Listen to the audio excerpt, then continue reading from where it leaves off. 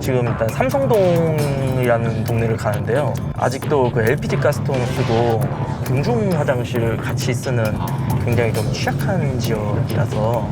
고개를 한동이 넘었는데 네. 다른 세상 같네요. 그쵸. 사실 서울에 이런 데가 있다는 게 아직 처음 오신 분들은 놀라시는 분들도 많아요. 사실은 가장 큰 취약 지역이에요.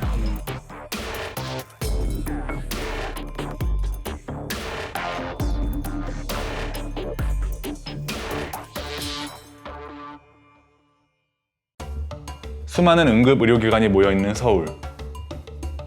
폭염의 칼날은 그 손길이 닿지 않는 좁은 틈을 노렸습니다. 작년에는 이 근방에 직접 출동하신 곳도 있나요? 여기는 뭐 저희가 늘 나옵니다. 아무래도 여름 되면은 고열도 많고 복통 환자들도 많아요, 은근히. 보통이요? 이 뒤가 정말 많이 열악해요. 그래도 이게 집 가구가 따다다다닥 붙어 있어서 아마 들어가 보시면 이제 아시겠지만 정말 환기도 안 되고 통풍도 안 되고 그러다 보니까 사실 정말 집 안에 들어가면은 사우나 들어간 것 같은 느낌이 나는 정도의 집들도 굉장히 많아서. 폭염 재난의 한복판에 놓인 재개발지구. 이곳 주민들에게 폭염은 추위보다 지독한 재난이었습니다. 아 더워서 혼났지 뭘. 난 겨울보다 더운 게 더 힘들어. 왜냐면 집이 이렇게 판잣집에다가 단열도 잘 안 된 데다가 덥죠. 크크 맥히지. 안에 들어가면 뭐 창문이 돼 있나 환풍 되게끔 돼 있질 않아. 개발을 한다고 재개발을 한다고 건축이나 증축, 개축을 갖다가 막아놓은 지가 지금 10년, 15년 됐어요.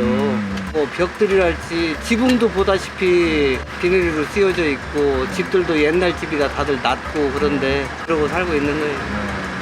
에어컨이 없는 환경 속에서 빗물을 막기 위한 비닐 지붕, 추위를 막기 위한 창문 가림막은 피난처였던 집안을 들끓게 만들었습니다. 숨쉴 틈 없이 열악한 주거 환경 속에서 구조의 손길은 멀어져 갔습니다. 여기는 매일 나오면서도 지도를 확인 안 하면은 절대 못 찾아와서 이런 것들은 사실 얼마나 빨리 발견되느냐에 따라서 나중에 후유증도 없고 또 빨리 치료가 이루어지는 거라서 좀 그런데 사실 그런 발견 시간이 좀 늦어지다 보니까 아무래도 후유증도 좀 많이 남고 예후도 안 좋고 사실 그런 것도 좀 있습니다. 들것이 못 들어가는 골목도 네, 있나요? 정말 비좁은 골목들 있거든요. 이런 데 같은데. 왜냐면은 좁기도 좁지만 땅이 울퉁불퉁해서 이게 바퀴로 가는 거라 걸리면 넘어져 버릴 수가 있거든요. 이런 데 같은 경우에는 들꽃이 전혀 못 들어가요. 무엇보다도 나쁜 치안과 범죄에 대한 공포는 주민들을 창문 뒤로 숨게 만들었습니다. 옷 같은 거 거서 널어놓으면 잊어버리는 건 다 사보고 꽃도 못 심으면 훔쳐가서 꽃이 없어. 막 아무나 오면서 문을 두드리고 전번에도 경찰서에서 나왔었어요. 아 진짜요? 무서워서 문도 못 열어놓지. 여기 또 거의 다 비었어요. 여기 다 비어있고 다 비어있어. 더 무서워 그래서. 이제 아무래도 범죄라든지 요즘에 사회가 좀 이렇게 무서워지다 보니까 좀 창문을 열더라도 조금만 열어놓거든요.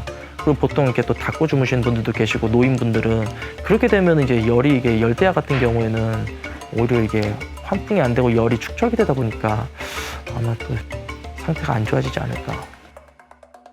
주거 환경, 접근성, 치안 문제 속에서 집은 폭염의 피난처가 아닌 재앙이 뜨겁게 숨쉬는 공간이 되었습니다.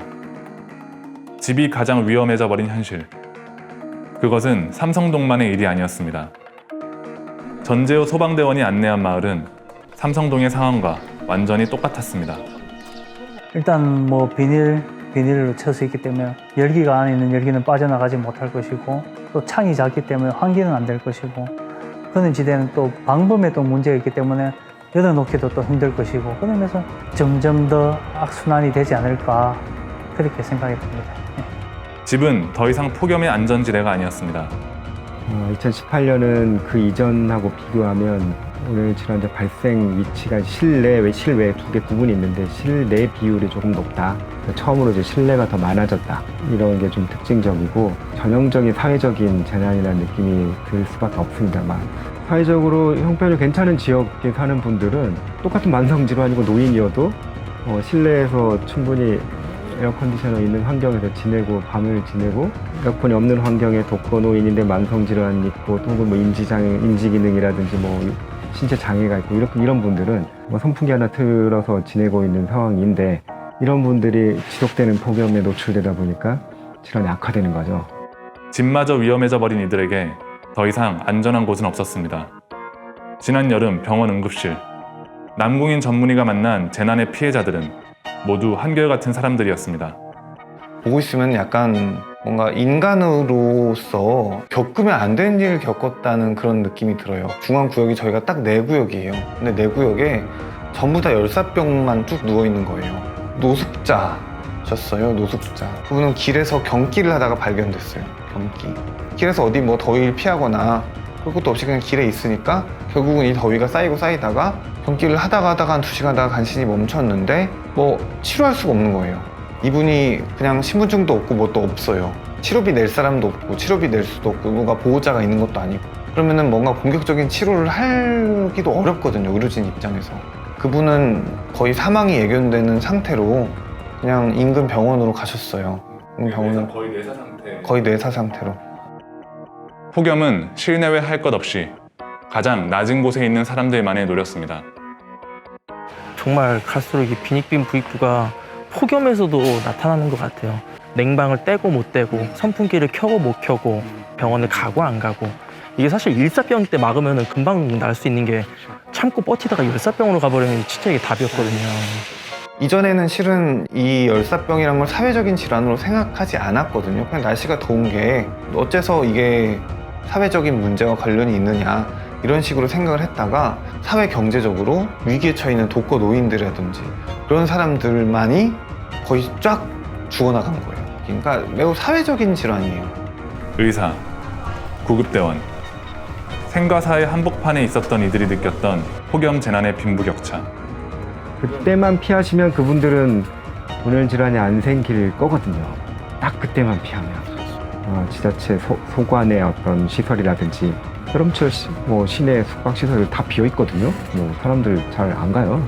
한참 폭염 심할 때는 그쪽에 보내게 해서 그때만 벗어나면 다시 활동할 수 돌아오게 만드냐.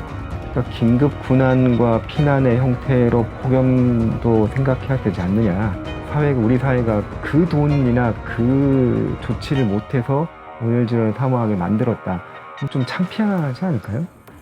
기후변화 시대, 폭염 재난은 이미 세계 여러 국가들이 겪고 있는 고질적인 재난이었습니다. 대한민국이 마주할 폭염 재난의 미래를 만나기 위해 저희는 미국 시카고로 향했습니다.